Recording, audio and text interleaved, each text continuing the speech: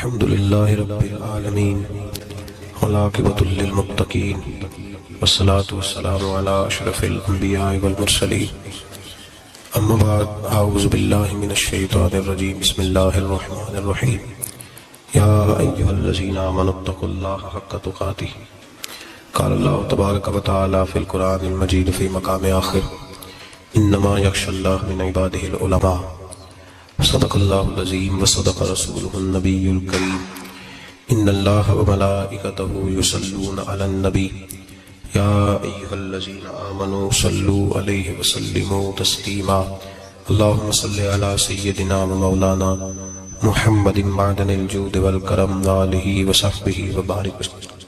حمد و صلاۃ کے بعد انتہائی عزت و تکریم کے لائق سامعین و حاضرین، دوستو، بزرگوں اور بھائیوں، محفل شب برات کے عنوان سے اس خوبصورت رات میں اور ان ٹھنڈی ہواؤں میں آپ حضرات تشریف فرمائیں۔ نبی پاک صلی اللہ علیہ وسلم نے ارشاد فرمایا، جب شعبان کی 15ویں رات آئے تو رات کو بیدار رہا کرو اور صبح کو روزہ رکھا کرو۔ تو جب حضور نے کہہ دیا بیدار رہو تو پھر کسی کو سونا نہیں چاہیے، بیدار رہنا چاہیے۔ اور بیداری کا مطلب یہ نہیں کہ وہ آدمی بس جاگتا رہے، اس کا مطلب یہ ہے کہ وہ اللہ اللہ کرے، درود پاک پڑھے، عبادت کرے، تلاوت کرے، ذکر فکر میں رہے۔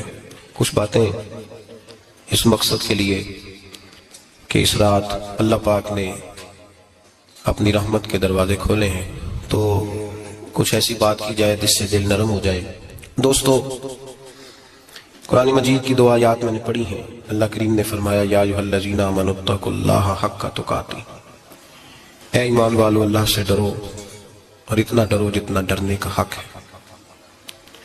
ڈرو اللہ پاک سے، اور جس طرح تم کسی سے ڈرتے ہو، ڈرنے کا حق ہوتا ہے، وہ حق ادا کرنے کی کوشش کرو۔ ہم میں سے بہت سارے لوگ ڈرتے ہیں کچھ لوگوں سے، اور جب وہ ڈر رہے ہوتے ہیں تو انہیں احساس ہوتا ہے۔ اللہ پاک نے ہمارا وہ احساس خود بیان کر دیا ہے۔ فرمایا، جب تم کسی سے ڈرتے ہو تو تمہیں اس کا احساس ہوتا ہے کہ تم کتنا ڈرتے ہو، تو پھر تم کوشش کرتے ہو کہ تم وہ کام نہ کرو جس سے وہ بگڑ جائے گا، ناراض ہو جائے گا۔ جو لوگ قانون سے ڈرتے ہیں وہ اشارہ نہیں توڑتے، کچھ بھی ہو جائے اشارہ نہیں توڑتے۔ انہیں پتہ ہے کہ یہاں اشارہ توڑیں گے تو لگ جائیں گے، اور جہاں انہیں فکر نہ ہو کہ کوئی پوچھنے والا نہیں، وہاں ہم نے دیکھا ہے کہ لوگ اشارہ توڑ دیتے ہیں۔ اللہ تبارک و تعالیٰ نے موقع دیا، میں حرمین شریفین حاضر ہوا تو وہاں ایک روڈ دائری روڈ کہلاتا ہے۔ اس روڈ سے پیدل چلنے والے نہیں گزر سکتے۔ وہ کہتے ہیں جی اس روڈ سے پیدل والا نہ گزرے، ان کے لیے علیحدہ جگہ ہے۔ قانون یہ ہے کہ اگر کوئی پیدل آدمی وہاں سے گزرے اور اس کا ایکسیڈنٹ ہو جائے تو وہ حکومت یہ کہتی ہے کہ یہ کیوں یہاں سے گزرا تھا، لہذا کوئی مقدمہ نہیں ہو سکتا۔ وہاں ہم نے دیکھا ہے کہ لوگوں کو سڑک پہ پیر بھی نہیں رکھتے، کہتے ہیں مر گئے تو بنے گا کچھ نہیں۔ یہاں بھی بہت سارے ایسے معاملات ہوتے ہیں کہ جہاں انسان محسوس کرتا ہے کہ یہ بڑا میرے لیے نقصان ہو جائے گا، تو وہ ڈرتا ہے۔ ایک چھوٹی سی بات ہے کہ رات کو کوئی آدمی اپنا دروازہ کھلا رکھ کے نہیں سوتا، حالانکہ کوئی عرض نہیں، کبھی کھلا رہ بھی جاتا ہے، اور اگر کبھی رہ جائے تو جس کی ذمہ داری بند کرنے کی ہو، اس کے ساتھ پھر جو رویہ ہوتا ہے گھر والوں کا، یہ خوف ہے ہمارا اندر کا، تو بڑی شدت کے ساتھ ہم اس شخص کو سخت سست کہتے ہیں، ڈانٹتے ہیں، کہتے ہیں تو نے خیال ہی نہیں کیا، جمع پونجی لٹ جاتی تو یہ خوف ہے، یہ ہمارا اندر کا یہ خوف ہے۔ آپ بازار میں جائیں تو درجنوں لوگوں نے گن مین بٹھائے ہوئے، ان کا دل نہیں کرتا کہ اضافی تنخواہ دی جائے، کیا مطلب ہے ایک آدمی کو اضافی پیسے دینے کا، لیکن وہاں آدمی بٹھایا جاتا ہے، اس کو تنخواہ دی جاتی ہے، اس کی روٹی کا بندوبست کیا جاتا ہے، اس کے سارے ضروریات زندگی کا خیال رکھا جاتا ہے، اور پس منظر یہ ہوتا ہے کہ ڈر لگتا ہے اگر یہ شخص نہ ہوا تو ہماری چوری ہو جائے گی۔ تو اللہ فرماتے ہیں کہ تو جہاں سے ڈرتا ہے تجھے پتا ہے، تو اس طرح کر کہ مجھ سے بھی اتنا ڈر جتنا ڈرنے کا حق ہے۔ یہ جھوٹ موٹ کا ڈراوا نہ پیدا کر کے اوہ اللہ معاف کرے جی، اچھا جناب ڈرتے ہیں آپ اللہ تعالیٰ سے، ہم نے تو کانوں کو ہاتھ لگائے، تو پھر آپ کیا کر رہے ہیں؟ اللہ معاف کرے جی میں تو بات نہیں کرتا، بس 2-4 آدمیوں کی پگڑی اچھالوں گا، اس سے زیادہ نہیں۔ ڈر لگتا ہے جی بات کرتے ہو، 15-20 آدمی بس میرے قابو آئے، یہ کس قسم کا ڈر ہے؟ ڈرنے کا حکم دیا، اور میرے رسول کریم سید عالم صلی اللہ تعالیٰ علیہ وآلہ وسلم نے ارشاد فرمایا کہ تو رب کریم سے دنیا میں ڈر جا جس طرح ڈرنے کا حق ہے جب قیامت کا دن آئے گا تو اللہ تجھے ڈرائے گا نہیں بلکہ اپنی رحمت کی چھاؤں میں جنت میں داخل کر دے گا. یہاں ڈر. ایک جگہ تو اللہ نے فرمایا ڈرو، اور کچھ جگہوں پہ فرمایا کہ جو میرے علم والے بندے ہیں نا، جن کو میں نے علم دیا ہے، عالم ہیں، ان کے بارے میں فرمایا کہ ان کے دلوں میں میری خشیت ہے. انما یخش اللہ من عبادہ العلماء، اللہ کے بندوں میں سے جو علم والے ہیں وہ اللہ کی خشیت رکھتے. قرآن نے ایک جگہ کہا ڈرو، خوف کا لفظ بھی استعمال کیا، وَلِمَنْ خَافَ مَقَامَ رَبِّهِ جَنَّتَانِ، خوف بھی ہے اور خشیت بھی ہے. ان دونوں کا معنی ایک ہی ہے، ڈرنا. خوف کا معنی بھی اور خشیت کا معنی بھی، ڈرنا. جب آپ علماء لغت کو پڑھیں گے، عربی ادب کو جاننے والے لوگوں کا مطالعہ کریں گے، تو انہوں نے یہی لکھا ہے کہ ان دونوں کا معنی ڈرنا ہے. میری طرف دیکھیے، توجہ کریں، کچھ سمجھانے لگا ہوں، اس نقطے کو ضرور سمجھیے گا. خشیت کا معنی بھی ڈرنا ہے، خوف کا معنی بھی. لیکن جب صوفیاء کے پاس جائیں، نعت صوفیاء جو قرآن و سنت کی روح کی تفسیر کرنے والے ہیں، تو وہ کہتے ہیں نہیں، خشیت اور خوف میں فرق ہے. خوف اور ہوتا ہے، خشیت صوفیاء اس کی تفسیر اور کرتے ہیں. وہ کہتے ہیں خوف بھی ہوتا ہے اور خشیت بھی ہوتی ہے، الگ الگ چیزیں ہیں، ایک نہیں. بڑی خوبصورت بات ہے، اگر آپ سمجھ گئے تو آپ کو فائدہ دے گی. صوفیاء یہ کہتے ہیں کہ بھائی خوف ہوتا ہے اپنے گناہوں کا، کہ میں نے یہ گناہ کیے ہیں، اگر اللہ نے مجھ سے پوچھا تو مجھے بڑا خوف آتا ہے، مار پڑے گی، یہ خوف ہے. پھر سمجھ لیں، ایک آدمی نے حرام کا مال اکٹھا کیا ہے زندگی میں، معاذ اللہ اس نے بڑے پاپ کیے، گناہ کیے، شراب پی، بدکاری کی، معاذ اللہ تعالیٰ ثم معاذ اللہ. اب اسے ڈر لگ رہا ہے کہ اللہ تبارک و تعالیٰ نے پوچھا تو میں کیا جواب دوں گا. یہ خوف ہے. اور خشیت یہ ہے کہ ایک آدمی سارا دن نماز پڑھتا ہے، روزہ رکھتا ہے، عبادت کرتا ہے، اللہ کو یاد کرتا ہے، پھر بھی ڈرتا ہے. یہ خشیت ہے. یہ خشیت ہے. جو گناہوں سے ڈرے وہ خوف ہے، اور جو رب کی ناراضگی سے ڈرے وہ خشیت ہے. جو کہے یار میرا رب کہیں ناراض نہ ہو جائے، میرا رب کہیں مجھ سے. بڑی خوبصورت مثال دی. میں نے اپنے صاحب سے پوچھا کہ حضور یہ مسئلہ کیا ہے، تو فرمانے لگے ایک بادشاہ نے ایک غریب کی بیٹی اسے پسند آ گئی تھی، تو اس نے عزت کے ساتھ اس سے شادی کر لی، رشتہ بھیج کے وقار کے ساتھ. بیٹی کا باپ اپنی بیٹی کے مقدر پر رشک کرنے لگا کہ میری بیٹی کو بادشاہ نے پسند کیا، بادشاہ کے شہزادے نے رشتہ بھیج دیا ہے. شہزادہ بیاہ کے لے گیا بیٹی کو. 20 کنیز آئے، نوکرانیاں اس عورت کی خدمت کرنے پہ لگی ہوئی ہیں، اس کا ہر حکم ماننے کو تیار ہے. لیکن وہ بی بی سویرے بھی رو پڑتی ہے اور شام کو بھی رو پڑتی ہے، روتی رہتی ہے. اسے کسی نے پوچھ لیا کہ بی بی تو روتی کیوں ہے؟ 20 کنیزیں ہیں، گھر میں سکون ہے، ہر شے ہے، تو روتی کیوں ہے؟ تو وہ کہنے لگی اصل بات یہ ہے کہ جو کچھ مجھے ملا ہے میں اس کے قابل نہیں تھی، تو میں ڈرتی ہوں میرا سائیں کہیں ناراض نہ ہو جائے، وہ ناراض نہ ہو جائے. میں قابل نہیں تھی، میری اوقات نہیں تھی. یہ من آنم کے من دانم، میں جو ہوں اس کا مجھے پتا تو ہے. اس نے میری حیثیت سے، میری اوقات سے، میرے ظرف سے، میری محنت سے بڑا بڑھ کے مجھے عطا کر دیا. میری چونکہ اوقات سے زیادہ دے دیا تو میں ڈرتی ہوں وہ ناراض نہ ہو جائے، کہیں میری یہ کھیل، یہ جو میں نے گھونسلہ بنایا ہے، یہ کہیں میرا ٹوٹ نہ جائے. میرے بھائی، میرے رسول کریم سید عالم صلی اللہ علیہ وسلم کے امت کے اولیاء، صلحاء، صوفیاء، اتقیاء، صحابہ، اہل بیت، یہ لوگ جب روتے تھے تو یہ کوئی اس لیے نہیں روتے تھے کہ یہ آج دوپہر کو چینی میں ملاوٹ کر کے آئے ہیں تو اس لیے رو رہے ہیں رات کو. اس لیے نہیں روتے تھے کہ آج انہوں نے جو شکر بیچی ہے اس شکر کے اندر بورا ملایا ہوا تھا. اس لیے نہیں رو رہے کہ آج 10 15 20 لاکھ رشوت کا مال بینک میں جمع کر، اس لیے تھوڑی روتے تھے. یہ تو اس لیے روتے تھے کہ اللہ تو نے بڑا کچھ عطا کیا ہے، کہیں ہم سے ناراض نہ ہو جانا. یہ تو اس کی خشیت میں رو رہے تھے. حضرت داؤد طائی رحمت اللہ تعالی علیہ، حضرت امام جعفر صادق جو نبی پاک صلی اللہ علیہ وسلم کے نواسے، جناب داؤد طائی کی ملاقات ہوئی تو امام جعفر صادق حضور کے نواسے عرض کرنے لگے، داؤد طائی یار میری بخشش کی دعا کرنا، رب مجھے معاف کر دے. تو حضرت داؤد طائی رحمت اللہ علیہ فرمان لگے، امام صاحب آپ حضور کے نواسے ہیں، میں نے دعا کرنی ہے کہ آپ نے میرے لیے کرنی ہے؟ تو حضرت امام جعفر صادق رو پڑے، کہنے لگے یار تو نہیں کرنی ہے، اور اسی لیے تو تجھ سے دعا کرا رہا ہوں کہ کہیں ایسا نہ ہو نانا مصطفیٰ کی بارگاہ میں جاؤں تو وہ مجھے کہیں کہ میں کس طرح کا تھا، تو کس طرح کا بن کے آیا ہے. یہی تو دعا کرانی ہے کہ میرے لیے دعا کر. جو جتنا بڑا ہوتا تھا نا اتنی زیادہ خشیت ہوتی. اور गुनाहगार के तो अल्लाह तबारक व तआला बाज़ों का सजा देता है, आंसू शरब हो जाते हैं। उसको तो अपने गुनाहों पे रोना ही नहीं आता। वो तो रोता है बच्चा ना हो तब रोता है, वो तो रोता है पैसे ना हो तब रोता है, वो तो उस वक्त रोता है जब उसका माल चला जाए। उसको तो बादों का, गुनाहगार को तो बादों का सजा मिलती। अल्लाह फरमाते तो दुनिया के लिए रोएगा, मेरे लिए नहीं रो सकता। और जो रब करीम के बंदे होते हैं उन्हें अल्लाह कहता है तो दुनिया से बेनियाज है, तेरी आंख से आंसू जब भी टपके या मेरे लिए टपकना चाहिए या मोहम्मद मुस्तफा के लिए टपकना चाहिए। आप अगर इस बात को थोड़ा सा गौर के साथ समझे तो तमाम औलिया सुलहात किया ये रो रहे हैं, तड़प रहे हैं। क्या इसकी वजह थी? नमाजें कम रह गई थी, रोजों में कमी थी, फराइज अदा नहीं करते थे कि रोया करते थे। क्यों रोते थे? हजरत सैयदना उमर फारूक रदी अल्लाह तआला अन्हु के बारे में सहाबा कहते हैं, जनाब उमर फारूक जब नमाज पढ़ाते इतना रोया करते थे कि 7वीं सफ तक उनके रोने की आवाज जाया करती। 7वीं सफ तक उनके रोने की आवाज जाती। हम लोग बन के बैठ गए हैं, हम लोग बन के बैठ गए। हम ये समझते नहीं कि हमारी हैसियत क्या थी और रब करीम ने हमें नवाजा क्या है। आप पढ़िए किताबें, मेरे रसूल पाक सल्लल्लाहु अलैहि वसल्लम फरमाते हैं मेरा उमर जिस गली से गुजरे शैतान रास्ता बदल जाता है। नबी पाक फरमाते हैं मेरा उमर जब तक दुनिया में रहेगा दोज़ख को ताला लगा रहेगा।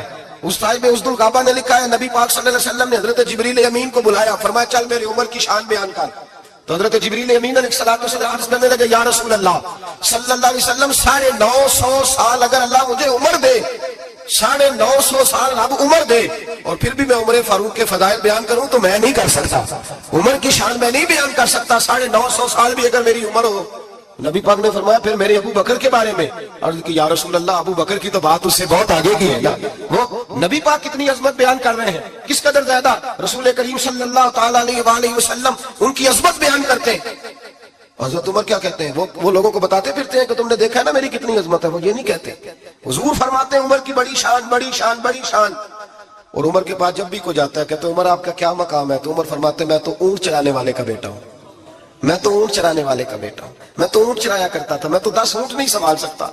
हजरत फारूक आज़म रदी अल्लाह तआला अन्हु से तो पूछते जनाब उमर आपका क्या हाल है, तो आप फरमाते ये तो मेरे मुकद्दर है कि मेरी बहन ने कुरान सुनाया तो मैं दर रसूल तक पहुंच गया, वरना मुझे पूछने वाला कोई ना होता। कभी जनाब अली मुर्तजा का बाजू पकड़ के कहते हैं अली तू ना होता तो उमर हलाक हो जाता। भाई हुजूर शाने बयान करते हैं। नबी पाक कहते हैं मेरे अबू बकर ने एहसानात किए, बड़े एहसानात किए, मैंने सबका बदला चुका दिया, अबू बकर का नहीं चुकाया। अल्लाह की बारगाह में अर्ज करूंगा या अल्लाह तू इसे बदले दे। और जनाब अबू बकर सिद्दीक से कोई पूछता है अबू बकर आपका क्या हाल है, तो अबू बकर सिद्दीक फरमाते हैं मुझसे मेरे अंदर का आलम ना पूछो, अगर कयामत के दिन ऐलान हुआ ना कि सारे लोग बख्शे गए एक बाकी बचा है तो मुझे डर लगता है कि अबू बकर ही बच जाएगा जो नहीं बख्शा जाएगा, मुझे डर आता है। तो भाई बन के बैठ गए लोग, लोगों को पूछ करके देखे, कहते हैं क्या पाप किया है, क्या हो गया। खशियत से कांपती हुई रूहें, तड़पते हुए मेरे रसूल पाक के गुलाम औलिया अल्लाह सूफिया किराम के रोंगटे खड़े हैं रब करीम के खौफ से। जो जितना मालिक को जानता है उतना कांप रहा है, उतना डर रहा है। जिसकी आंखों से आंसू खुश्क है मतलब ये है ये रब को जानता ही नहीं, इसे क्या खबर उसका जलाल कितना है, इसे क्या खबर उसका अजाब कितना है, तू क्या जाने। इन्ना बत्श रब्बिका ला शदीद, जब वो पकड़ता है तो बड़ा सख्त पकड़ता है। हजरत उस्मान गनी को 3 दफा मेरे नबी पाक ने फरमाया जन्नती है, जन्नती है, अल उस्मान फिल जन्ना, अल उस्मान फिल जन्ना, अल उस्मान फिल जन्ना। 3 दफा हुजूर ने जन्नत की बिशारत दी। मेरे मुस्तफा करीम ने फरमाया मेरा उस्मान गली से गुजरे तो फरिश्ते भी इसकी हया करते हैं। जनाब उस्मान गनी जिनको मेरे नबी ने 2 बेटियां दे के कहा उस्मान मेरी 100 बेटी भी होती, एक के बाद दूसरी इंतकाल करती जाती तो मैं सारी तेरे निकाह में दे देता। वही हजरत उस्मान गनी कब्र पे खड़े हैं हुजूर के विसाल के बाद, एक कब्र पे खड़े, आंखों से आंसू जारी है, दाढ़ी सारी आंसुओं से भर गई है, रोते ही जाते हैं, रोते ही जाते हैं। गुलाम कहता उस्मान यार रोना हमें चाहिए, रोना हमें चाहिए, जिनको कोई बिशारत नहीं और आपको तो 3 बिशारतें, रोते क्यों हो। जनाब उस्मान गनी फरमाने लगे जिस मुस्तफा ने मुझे जन्नत की बिशारत दी उसी रसूल ने फरमाया था कब्र आखिरत की मंजिलों में से पहली मंजिल है, आखिरत की मंजिलों में से पहली मंजिल। सोचता हूँ अगर रब करीम ने उस्मान से हिसाब पूछ लिया, हिसाब कैसे देना है मेरे मुस्तफा करीम ने। ये तो बात है ना जनाब उमर की, ये तो बात है हजरत उमर की, हजरत अबू बकर की, जनाब उस्मान गनी की। और जिस शेर खुदा के बारे में नबी पाक ने फरमाया अली मिन्नी व अना मिन अली, फरमाया अली और मैं दो नहीं, मैं अली हूँ और अली मैं है। जिनको फरमाया मन कुन्तु मौला हूँ वहादा अली मौला, जिसका मैं मौला उसका अली भी, उसका अली भी। जिस मौला अली शेर खुदा को ये दर्जा दिया, वो अली मुर्तजा उठे, नमाज का वुजू किया है, मुसल्ले की जानिब जाने लगे तो जनाब अली का वजूद थर थर कांपने लगा, थर थर छम छम आंसू बरसने लगे। حضرت سیدنا امام حسن آگے بڑھے, ابا جی کیا ہوا؟ فرمایا حسن ڈر رہا ہوں, مالک کی بارگاہ میں جا رہا ہوں, کہیں رب علی کو دھتکار ہی نہ دے, کہیں مالک علی سے حساب ہی نہ پوچھ لے, کہیں اللہ تبارک و تعالیٰ ناراضگی کی نظر سے نہ دیکھے. او بھائی ہم لوگ اتنے دلیر, اتنے تگڑے, اتنے سیاہ, اتنے عقل مند, اتنے گناہوں کے پیچھے پہاڑ ہیں, کہ مجال ہے کوئی ایک قطرہ وہ آنسو جو ہم نے سنبھال کے رکھے ہیں دنیا داری پہ بہانے کے لیے. کبھی اپنا حساب کر, کبھی سوچ. روز شکوہ کرتا ہے, کہتا ہے میرے پاس پیسے نہیں, گاڑی نہیں, کار نہیں, کوٹھی نہیں, سرمایہ نہیں. کبھی سوچ جو کچھ ہے اگر رب کریم میرے اور آپ کے اعمال دیکھے تو ہماری حیثیت ہے کہ وہ سارا کچھ ہمیں دیا جاتا, ہماری اوقات تھی کہ وہ ہمیں دیا جاتا جو اس نے دیا ہے. ٹٹول کے دیکھیں, عمر گزر گئی, شکوے کرتے, ذرا پلٹ کے دیکھیں. اگر ہمارے گناہ اور ہماری نیکیاں اکٹھی کی جائیں تو ہم جزا والے نہیں سزا والے نکلتے ہیں معاذ اللہ. محمود غزنوی بڑا پیار کرتے تھے ایاز کے ساتھ, بڑا پیار کرتے تھے, نوازا کرتے تھے. روز کوئی نہ کوئی تحفہ ملتا تھا ایاز کو. کچھ حسد کرنے والوں نے کہا محمود تو اسے تحفے دیتا ہے اور یہ جنگل میں اسلحہ اکٹھا کر رہا ہے, یہ تیرے خلاف علیحدہ سے فوج تیار کر رہا ہے, کچھ وقت آئے گا یہ تجھے چھوڑ کے علیحدہ سے بادشاہی کا دعویٰ کر دے. محمود غزنوی کہنے لگے یہ کس طرح کی بات؟ کہا تمہیں پتہ ہے کہ ایاز اثر سے لے کر عشاء تک کہاں رہتا ہے؟ محمود کہنے لگے یار واقعی میں نے کبھی پوچھا تو نہیں. شک کا بیج بو دیا, شک کا بیج بو دیا. محمود غزنوی کہنے لگے اچھا آج میں پیچھا کروں گا, تفتیش کروں گا, تحقیق کروں گا کہاں جاتا ہے, تحقیق کروں گا. محمود غزنوی نکلے پیچھا کرنے. اثر کے بعد ایاز نے جنگل کا رخ کیا, محمود بھی پیچھے پیچھے ہو لیے. کہتے ہیں جنگل کے بیچ جا کے ایک جھونپڑی آئی, اس جھونپڑی کے اندر ایاز گئے, دروازہ کھولا, اندر چلے گئے. مجھے بڑا غصہ تھا کہ ہر بات مجھے بتاتا ہے, یہ کیوں نہیں بتائی؟ جب ایاز اندر گئے تو میں نے زور زور سے دروازہ کھٹکھٹایا غصے کے ساتھ. ایاز نے دروازہ کھولا, باہر آئے. میں نے کہا پیچھے ہٹ. ایاز پیچھے ہٹے تو میں اندر چلا گیا. محمود کہتے ہیں جب میں اندر گیا تو میں نے اس جھونپڑی میں ایک پرانا کرتا لٹکا ہوا دیکھا, ایک ٹوٹے ہوئے جوتے پڑے ہوئے دیکھے, ایک چھوٹا سا ڈنڈا دیکھا, ایک مٹکا, ایک پیالہ دیکھا. میں نے ساری تلاشی لی تو چند ٹوٹی پھوٹی پرانی چیزیں. میں نے کہا یاز یہ کیا ہے؟ تو کہتے ہیں یاز کہنے لگا بادشاہ ٹٹول کے دیکھ لے, یہی کچھ ہے جو تو نے دیکھا. میں نے کہا یہ ہے کیا؟ کہتے ہیں یاز پیروں میں بیٹھ گیا, تڑپ کے رونے لگا. کہنے لگا بادشاہ یہ میری اوقات ہے, یہ میری اوقات ہے, یہ میری اوقات ہے, یہ میری اوقات ہے. کہا کیا مطلب؟ کہنے لگا جس دن تیرے پاس آیا تھا نا تو یہ میری کائنات تھی کل, آج تیری مہربانیوں نے مجھے یہاں تک پہنچا دیا ہے. میں جو تیرا غدار نہیں نہ ہوتا, میں جو تیری نافرمانی نہیں کرتا, اس لیے نہیں کرتا کہ میں ہر شام آ کے اپنی اوقات یاد کرتا ہوں, اور پھر مجھے روز رات کو میرا نفس کہتا ہے اس کا وفادار رہنا, اس کا وفادار رہنا. تو اس حال میں تھا جب آیا تھا, اگر یہ بگڑ گیا تو پھر تجھے اپنی اوقات کا پتہ ہے نا. محمود غزنوی نے سینے سے لگایا. کہنے لگے آج تک تو بچا بھی اس لیے ہے کہ تو اپنی اوقات نہیں بھولا. ملا رومی کہتا ہے اپنی اوقات یاد رکھ تو کیا تھا, تجھے ایک رات سونے نہ دے تو اپنی ٹانگوں پہ کھڑا نہیں ہو سکتا. تیری وہ آنکھ لے جائے تو کچھ نہیں کر سکتا, وہ تجھے معذور کر دے تو کچھ نہیں کر سکتا. 30 سال کے اونچے 7 فٹ قد کے جوان اس نے فالج زدہ کر کے اسپتالوں میں ڈال دیے, وہ کچھ نہ کر سکے. بڑے بڑے پہلوان جو کہتے تھے کہ ہم اٹھے تو دنیا اٹھتی ہے, اس نے پھینک دیے منو مٹی کے نیچے, کچھ نہ کر سکے. اپنی حیثیت نہ بھول. میرے رسول کریم سید عالم صلی اللہ علیہ وسلم نے فرمایا 2 باتوں میں لوگ دھوکے میں ہیں, دھوکے میں ہے, دھوکے میں ہے, دھوکے میں. یا رسول اللہ کون سی؟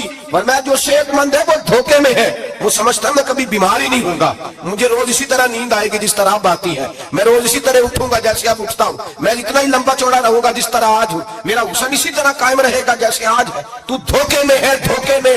بڑے بڑے آئے اور بڑے بڑے مٹی کا ڈھیر ہو گئے, فنا ہو گئے. کل من علیہ فان, فنا ہو گئے, کوئی پوچھنے والا نہ رہا. اور میرے رسول پاک نے فرمایا جو فارغ ہیں, جن کو رب نے اپنی عبادت کے لیے فارغ کیا, اپنے دین کی نوکری کے لیے فارغ, وہ بھی دھوکے میں ہیں, وقت ضائع کر رہے ہیں, چوک اور چوراہے میں کھڑے ہیں.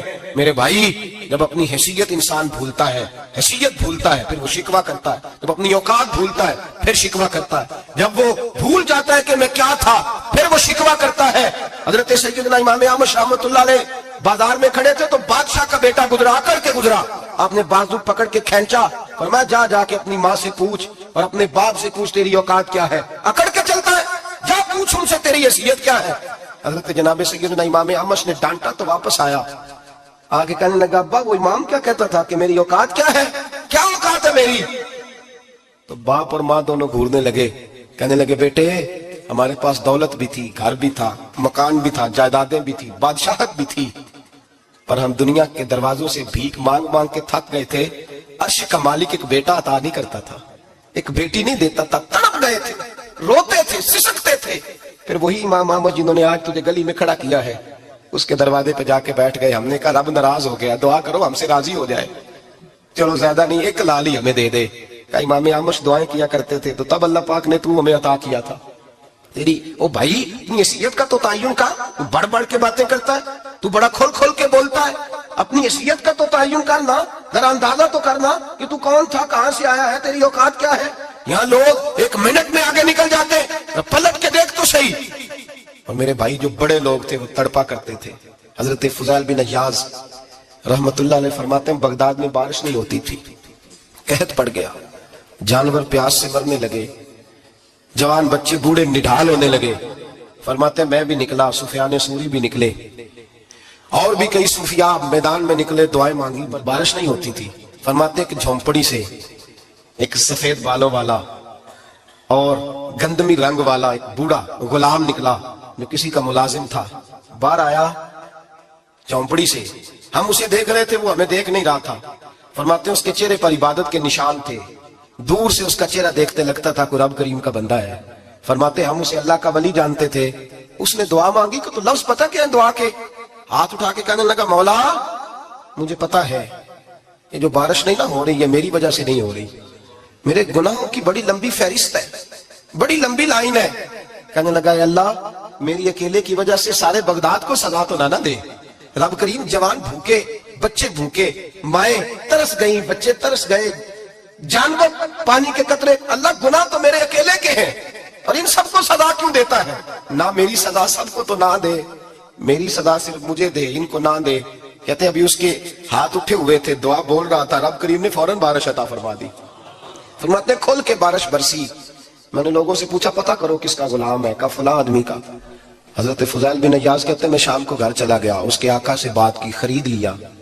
میں جب اس کو خرید کے لایا, گلی میں جا رہے تھے تو مجھے کھڑا کر کے کہنے لگا فضیل میں نکما سا آدمی ہوں, بال بھی سفید ہیں, مجھ سے تو زیادہ کام ہی نہیں ہوتا, کیوں تو نے پیسے خرچ کیے, میں اس قابل ہی نہیں تھا, کیوں خریدا. تو حضرت فضیل ابن عیاض کہتے ہیں میں نے اس کو کہا کل جو تو نے دعا مانگی تھی تو نہیں دیکھ رہا تھا, ہم دیکھ رہے تھے, تو مقبول ہے رب کریم کی بارگاہ کا, تجھے اس لیے خرید کے لایا ہوں تو مقبول ہے. کہتے ہیں یہ لفظ سنے تو ٹھہر گئے. وہ کہنے لگے اچھا آقا مجھے 5 منٹ کا وقت ملے گا. میں نے کہا ہاں ہاں ضرور ملے گا.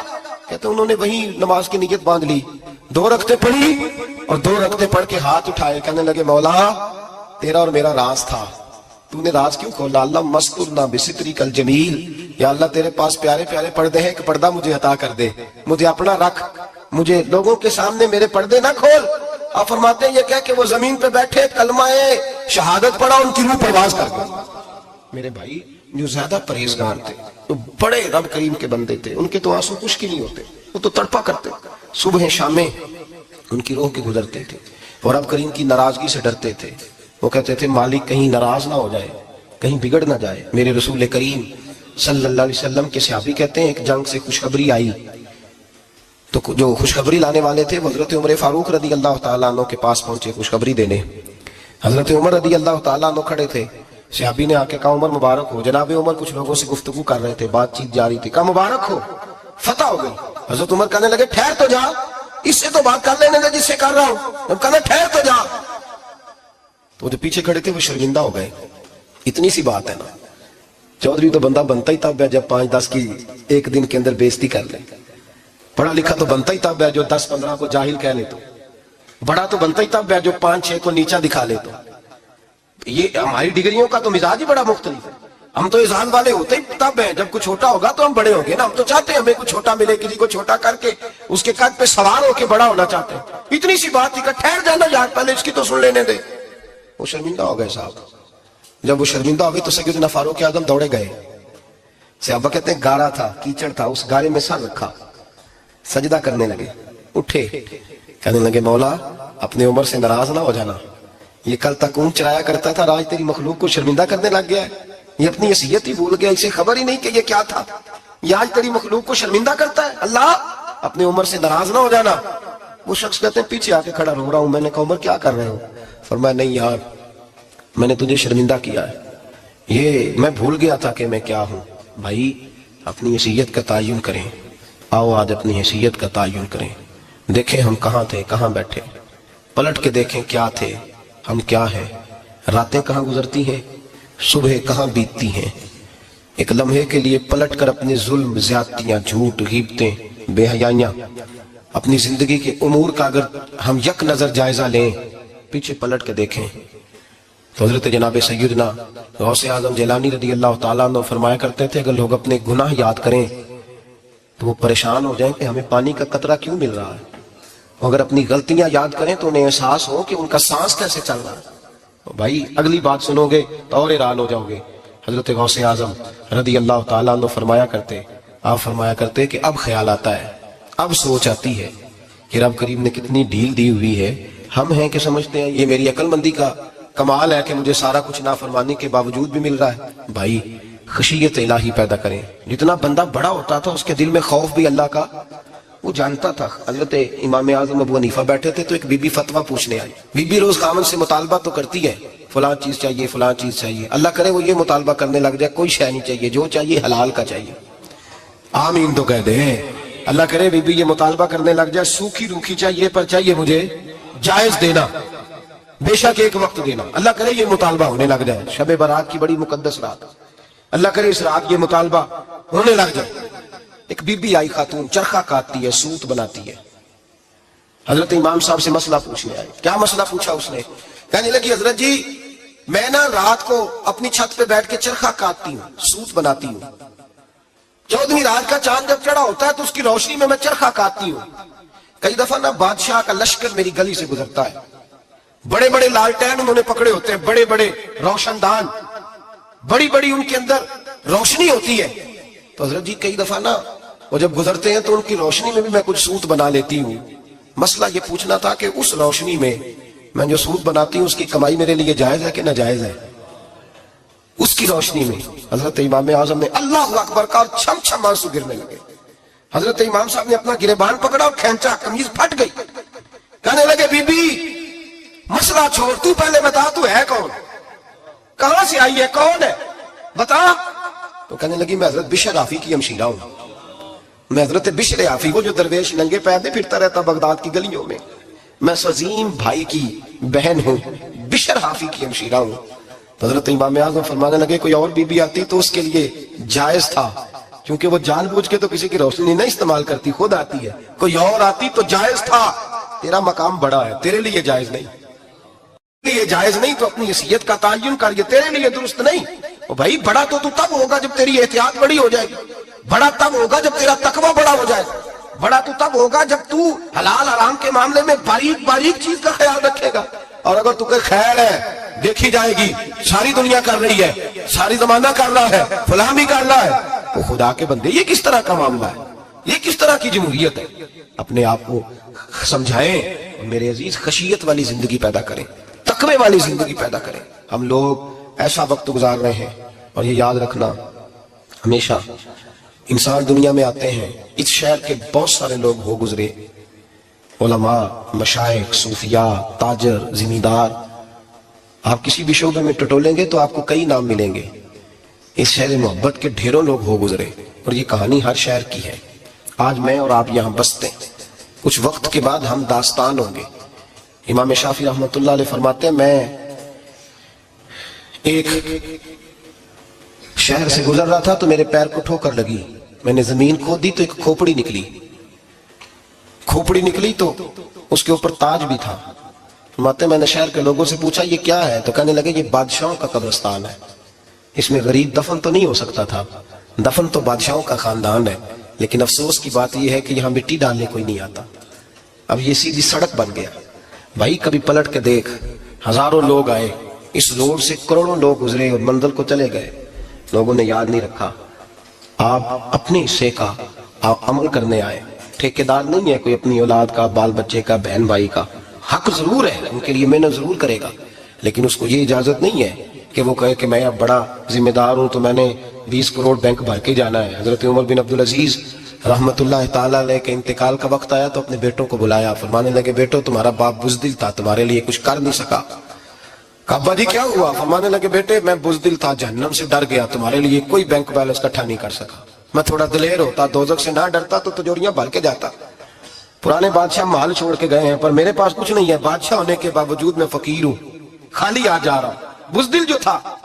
आपने जब ये लफ्ज कहे तो बच्चे रोने लगे, कहने लगे अब्बा जी हमें तो फख्र है, हमें तो फख्र है, जिस गली से भी हम गुजरते हैं कपड़े हमारे सादे होते हैं पर लोग दुकानें छोड़ के मिलते हैं, कहते हैं नेक बाप की औलाद जा रही है, ये बड़े मर्तबे वाले बाप की औलाद जा रही। भाई याद रखें, खशियत इलाही पैदा करें, ना अपनी जात के साथ जुल्म करें।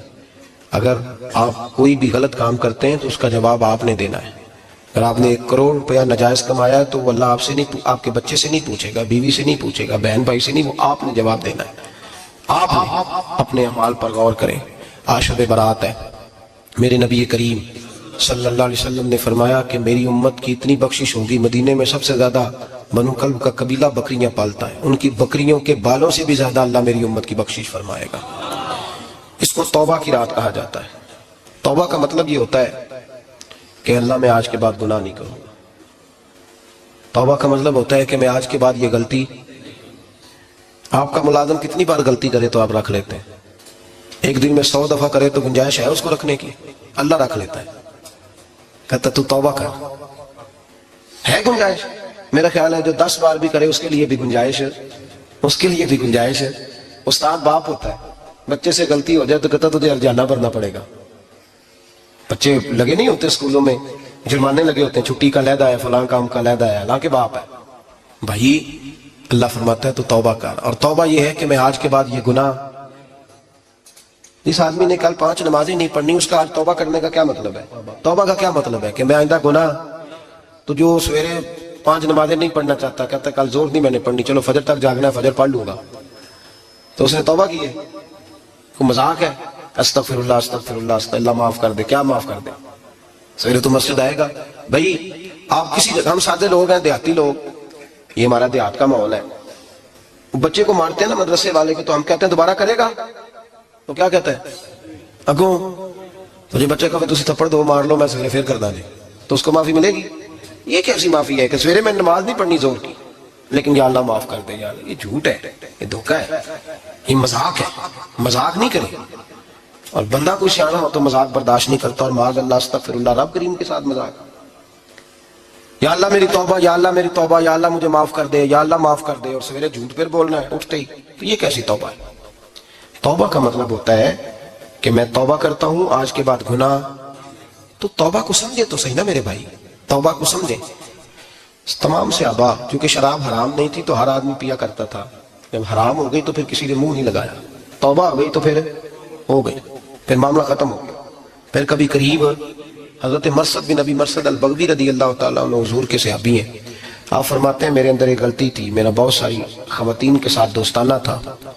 नबी पाक की बारगाह में जब मैं गया, इस्लाम की बायत की, तो हुजूर ने फरमाया तेरी नजर झुकी रहनी चाहिए, खबरदार किसी औरत से तेरा, कहते एक नसीहत नबी पाक ने की।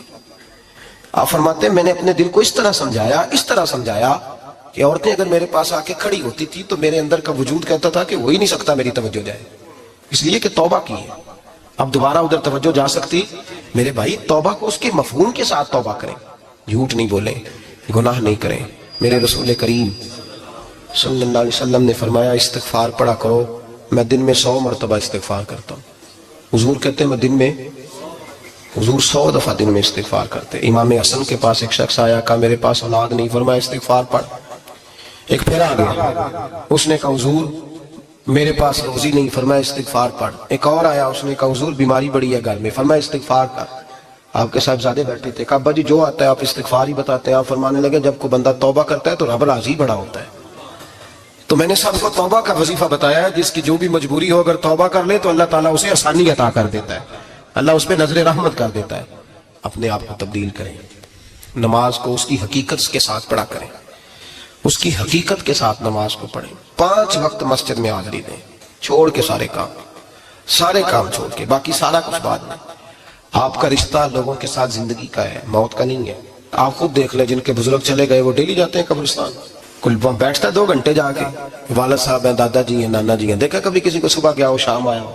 यही हाल हमारा होगा, बिल्कुल कोई नहीं जाएगा। और फिर जब कोई इंतकाल कर जाता है ना, तो कोई ये नहीं कहता कि अब्बा जी को गुस्ल दे लो, कहते हैं मैयत को गुस्ल दो। माँ आंखों की ठंडक होती है, लेकिन कहते हैं लाश को उठाओ, जनाजे को उठाओ। आपके रिश्ते नाते खत्म हो गए, खत्म हो गए।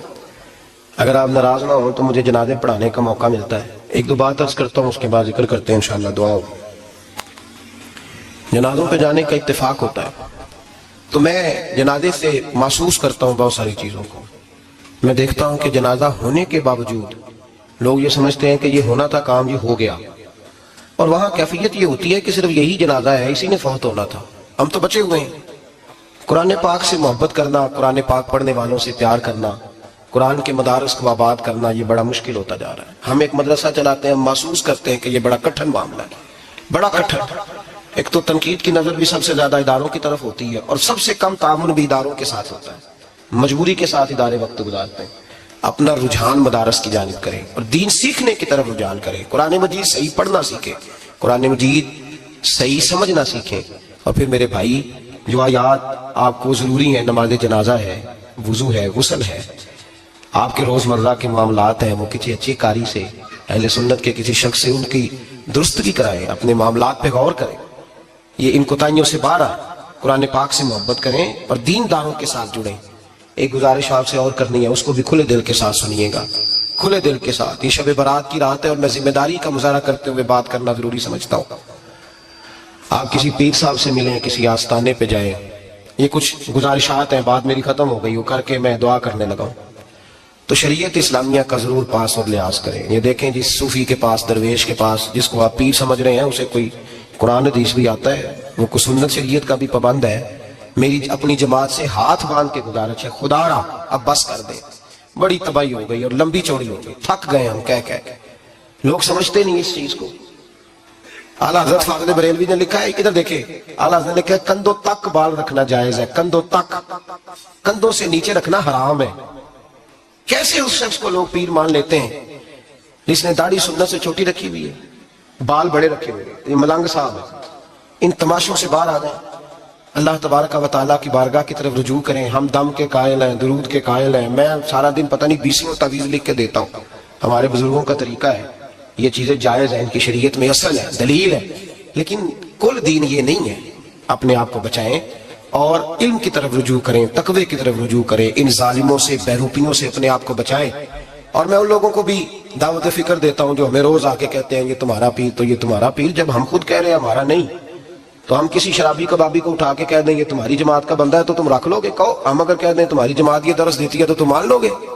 ये क्या बात है? अगर किसी जमात का कोई शख्स गलत है, और हम दरबारों वाले नहीं, हम तो मस्जिदों वाले लोग हैं। दरबार तो एक ज़िमनी चीज है, बन भी जाए तो ठीक है, वरना तो मेरे नबी पाक ने फरमाया हर मोमिन की कब्र जन्नत का बाग होती है। तो अंदर दरबार ही बना हुआ है, जन्नत खुली हुई है, ऊपर बिल्डिंग बनना इतना जरूरी काम है।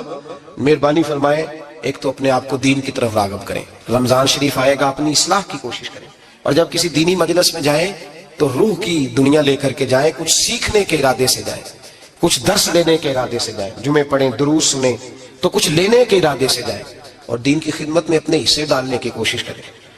उससे सिर्फ चंदे का मामला नहीं, इससे मुराद ये है कि अपनी औलाद को, अपने बच्चे को, अपने आप को दीनदार बनाएं। ये आपका दीन में हिस्सा होगा, ये आपका दीन के साथ ताउन होगा। आखिरी बात मेरे भाई आप हज़रात से ये है, उसको जरूर समझें, ख़वातीन को पर्दे का पाबंद करें, इनको पर्दादारी सिखाएं। पर्दा शरीयत में जरूरी है, और जवाबदेह औरत नहीं होगी, उसका खामद होगा, उसका बाप, और उसका अगर भाई बड़ा सरबराह है तो वो जवाबदेह होगा कि औरत बेपर्दा क्यों निकलती है। तहजीब के नाम पर बद तहजीबी ना करें, खबरदार कोई ऐसा काम ना करें जिसे अल्लाह रसूल नाराज हो। इनको पर्दे का पाबंद करें, बगैर बुरके के, बगैर मुकम्मल निकाब के, बिल्कुल औरत को इजाजत न दें घर से निकलने की, सख्ती करें और उनको समझाएं कि हमारा ताल्लुक यूरोप के साथ नहीं, हमारा ताल्लुक खातून जन्नत हजरत फातिमा ज़हरा के साथ है। इनको पाबंद करें। और ये मैं जिम्मेदारी से बात कह रहा हूँ, मर्द जिम्मेदार है अगर उसकी औरत बापर्दा नहीं है, वो जिम्मेदार है, और अल्लाह की बारगाह में उसकी कोई बात काबिल कबूल नहीं होगी। और शब बारात की रात इतने लोग गवाह हैं कि ये पैगाम आपको पहुंचाया गया, आपको पहुंचाया गया, आसमान, जमीन और हवा गवाह है کہ ہمیں یہ بات پہنچائی گئی کہ ہمیں ان کو پردہ کرانا ہے. ذکر ہوگا. ذکر کیا ہے؟ ذکر ہے اللہ کو یاد کرنا. اور میرے نبی پاک صلی اللہ علیہ وسلم نے ایک حدیث میں فرمایا رب کا ذکر اس طرح کرو کہ لوگ تمہیں دیوانہ سمجھے. یہ لوگ باتیں کرتے ہیں تو کھول کھول کے، اللہ کے ذکر کی باری آتی ہے تو تھک سے جاتے ہیں. تھک کے ذکر نہیں کریں. ذکر کریں تو پوری دل جمی کے ساتھ، سرور کے ساتھ، کیف کے ساتھ. اور آج کر کے تو دیکھیں بھلا ذکر میں ہوتا کیا ہے، یہ لذت کیا ہے، یہ کیف کیا ہے. میرے بچے چھوٹے مجھ سے کہتے ہیں ذکر لمبا کرایا کریں. بیٹا اکثر مجھے کہتا ذکر جو ہے نا وہ جب آپ بڑا لطف آتا ہے ذکر میں. ذکر تو ایک کیفیت ہے، لگ جائے تو اس کا ایک اپنا ذائقہ ہے. تو ذکر کریں اللہ کا، درود شریف پڑھیں. دعا کیا ہے؟ آج لائٹ کو بند کر کے جب ہمارے ہاں ذکر ہوتا ہے، دعا ہوتی ہے، تو ہمارے بزرگ یہ کہتے ہیں ہم ثابت یہ کرنا چاہتے ہیں کہ ہم مجمع میں نہیں بیٹھے، یا اللہ تیری بارگاہ میں بیٹھے. ہمیں تو ساتھ والا دیکھ نہیں پا رہا. دعا مانگے، اور اللہ سے مانگے تو کھول کے مانگے. اور آج اگر ہو سکے نا تو کوئی ایک آدھ قطرہ گرا ہی دے. میرے نبی پاک نے فرمایا محفل میں چند لوگ بھی رو پڑے تو سب کا کام بن جاتا ہے. آپ میں سے کوئی نیک آدمی ایسا ہوگا تو ہمارے جیسے کئی گناہگاروں کو ساتھ اللہ اس پہ فضل فرمائے گا. یہاں ذکر کے بعد دعا ہوگی، دعا کے بعد پھر سلام ہوگا، پھر ایک دفعہ آخر میں دعا ہوگی. پھر آپ کو کچھ وقت دیا جائے گا انفرادی طور پہ نفل ادا کرنے کا. 4 6 نفل پڑھ کے نئے سرے سے تازے ہو کے آپ حضرات تشریف لائیں گے. اور پھر انشاءاللہ تعالیٰ یہاں لنگر کا بندوبست ہوگا. آپ حضرات کے لیے معذر جو کچھ ہے آپ کو پیش کیا جائے گا. کوشش کریں روزہ رہ ہی جائے صبح کا. ویسے بھی پریکٹس ہوگی رمضان کی، اور شعبان میں زیادہ روزے رکھنا میرے نبی پاک کی سنت بھی ہے. اس لیے ضرور کوشش کریں کہ سحری کا بندوبست ہے تو آپ روزہ رکھیں تاکہ آپ کے لیے آسانی ہو جائے. اللہ تبارک و تعالی ہماری اس حاضری کو اپنی بار